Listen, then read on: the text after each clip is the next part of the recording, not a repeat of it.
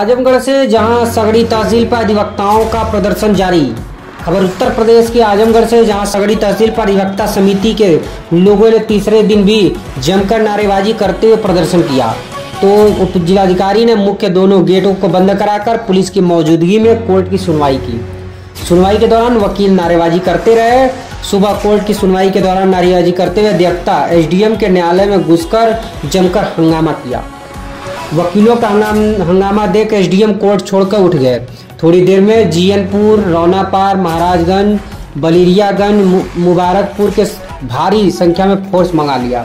अधिवक्ताओं की नामौजूदगी में वादी और प्रतिवादियों से पूछे गए कोर्ट का संचालन किया। 12 बजे के बाद शुरू की गई कार्यवाही 3 बजे तक चलती रही। उप जिलाधिकारी ने कुल 129 फाइल देखी, जिसमें से 30 फाइलों का कोर्ट में निस्तारण कर दिया और शेष फाइलों को मौका मुआयने के लिए अपने पास रख लिया। इस दौरान दोनों गेटों को बंद कर दिया गया था। मुकदमे की सुनवाई के दौरान पुलिस, कोर्ट और वादी मौजूद रहे। अधिवक्ता समिति सगड़ी के अध्यक्ष अनिल सिंह ने बताया कि एसडीएम द्वारा वकीलों के साथ दुर्व्यवहार किया जा रहा है, जिसे हम कतई बर्दाश्त नहीं करेंगे और इनके स्थानांतरण तक हम कोर्ट का बहिष्कार करते रहेंगे। शनिवार के दिन कमिश्नर से मिलकर हम अपनी पूरी बात को रखेंगे। उप जिलाधिकारी सगड़ी ने कहा कि गौरव कुमार की अधिवक्ता लोग अनर्गल आरोप लगा रहे हैं। न्यायालय को अपनी एक मर्यादा अनुशासन होती है और इस मर्यादा और अनुशासन का सबको करना पालन चाहिए। उन्होंने कहा कि बार और बेंच काफी समन्वय रहा है, जिसके चलते ही पिछले 4 महीनों से काफी मामलों का निस्तारण किया गया। यदि कहीं से भी कोई बात या समस्या खड़ी होती तो इसका मिलजुल कर समाधान किया जाता है। उन्होंने कहा कि सगड़ी सबसे बड़ी तहसील है, 30 से 40 किलोमीटर दूर से लोग आते हैं। सुनवाई न होने पर वादकारी काफी परेशान होते हैं। कुल 129 फाइल देखी गई, जिसमें 30 फाइलों का मौके पर हल निकाल दिया गया है एवं शेष फाइलों का मौका मुआयना के लिए रख लिया गया है। देखिए ऑल इंडिया न्यूज 24/7 के साथ आजमगढ़ ब्यूरो आदर्श श्रीवास्तव की रिपोर्ट। अनिल कुमार सिंह, अध्यक्ष अधिवक्ता समिति सगड़ी। आज एसडीएम साहब ने जिस तरह से कार्रवाई की है, उनकी कार्रवाई को किस तरह से देखते हैं? मैं उसकी घोर निंदा करता हूं। उनको ऐसा काम नहीं करना चाहिए। हम अधिवक्ता केवल गरीब जनता को जो नियम कानून नहीं जानती है, उसको नियम कानून के साथ प्रस्तुत करते हैं, जिससे उनको ही आसानी होती है। और इस तरह से फोर्स लगा कर अगर हर अदालतें चलेंगी तो एक अलग कंपनी बनानी पड़ेगी, सेना बनानी पड़ेगी। ये 5 थानों की फोर्स बढ़ा के कितना मुकदमा देख पाएंगे, कितने दिन के साथ फोर्स रहेगी। ये लोक सेवक हैं, ये अपनी गरिमा खो चुके हैं। आखिर क्या वजह है कि अधिवक्ता संघ और ये एसडीएम साहब एक दूसरे के खिलाफ? वह ट्रेनिंग पीरियड में है, प्रोबेशन पीरियड में है। उनको अधिवक्ताओं से नहीं सीखते हैं, ठीक है। अपने उच्चाधिकारियों से समझना चाहिए कि जनता के साथ, अधिवक्ताओं के साथ व्यवहार कैसे किया जाता है। यह उनका तानाशाही रवैया कतई जनता के लिए, समाज के लिए उचित नहीं है। अधिवक्ता संघ किस तरह से हल निकालेगा? अब हम लोग अपने उच्चाधिकारियों से संपर्क करेंगे, मुख्यमंत्री महोदय से मिलेंगे।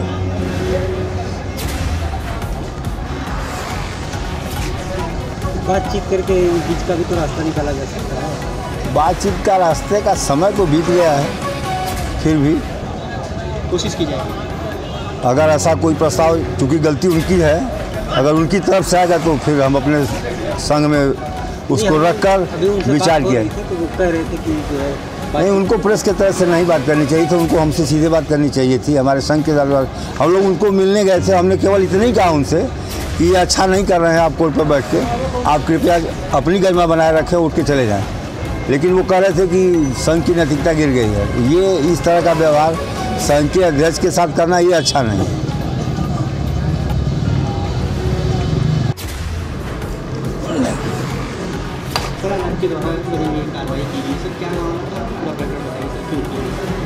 देखिए, न्यायालय का जो रोज़ हमारा काम है, रूटीन वर्क है, जो हमारा मूल दायित्व है, वही किया गया है।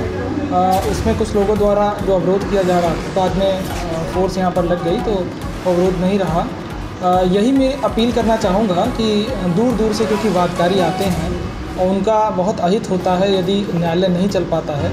ऐसे में यही मेरा अनुरोध रहेगा बार से भी, यदि कोई मुद्दा है जिस पर वो वार्ता करना चाहते हैं तो वार्ता कर सकते हैं, वार्ता से समस्या का हल निकाला जा सकता है।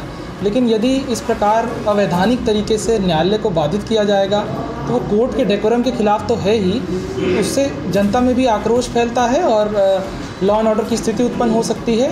वादकारियों का बहुत अहित होता है, इतनी दूर से लोग आते हैं। तो ऐसे में मेरी अपील रहेगी कि न्यायालय को जैसे रूटीन में चलता है वैसे चलने दिया जाए।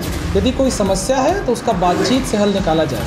सर, आपको क्या लगता है किन मुद्दों के प्रति अधिवक्ता संघ बागी होगी? देखिए, अभी मेरे पास हमने बहुत ही अच्छा बार और बेंच के सामंजस्य से यहाँ न्यायालय चलाया है, ऐसी बात नहीं है। मैं नहीं जान रहा हूँ किन मुद्दों को लेकर जो है ये अभी वातावरण है। अगर कोई भी मुद्दा है तो इनके जो पदाधिकारी हैं वो सीधे आ सकते हैं और वार्ता कर सकते हैं। उनको निश्चित तौर से सुलझाया जाएगा ताकि कोर्ट जो है निर्बाध चले और वादकारियों का कोई अहित ना हो। सर, आपके द्वारा कैसी कोशिश की जाएगी कि ये समन्वय करना? मेरे द्वारा तो देखिए प्रथम दिन से यही कोशिश है। मैं तो स्वयं बहुत सी फाइलें लेकर स्पॉट इंस्पेक्शन करके उनका निस्तारण कर दे रहा हूँ उभय पक्षों को सुन के। हमने प्राय यही प्रयास किया है कि दोनों पक्षों को नियमित सुनने के उपरांत जो नियम संगत हो वो डिसाइड हो जाए, क्योंकि बहुत डिले होता है तो उसमें भी न्याय कोई बात रह नहीं जाती है। तो हम प्रयास यही करते हैं कि दोनों पक्षों को जल्दी जल्दी सुन के स्पॉट देखकर निर्णय हो सके ताकि कोर्ट से जो रिलीफ मिलनी है वो संबंधित को मिल सके। सर, आज कितने मामलों पर निर्णय किया? आज देखिए हमने 129 मामलों की सुनवाई की है, जिसमें लगभग 35 फाइलें हमने डिस्पोज कर दी हैं और कुछ जो हैं पत्रावली हैं वो प्रारंभिक आदेश में सुरक्षित रख ली गई। Okay sir, thank you sir.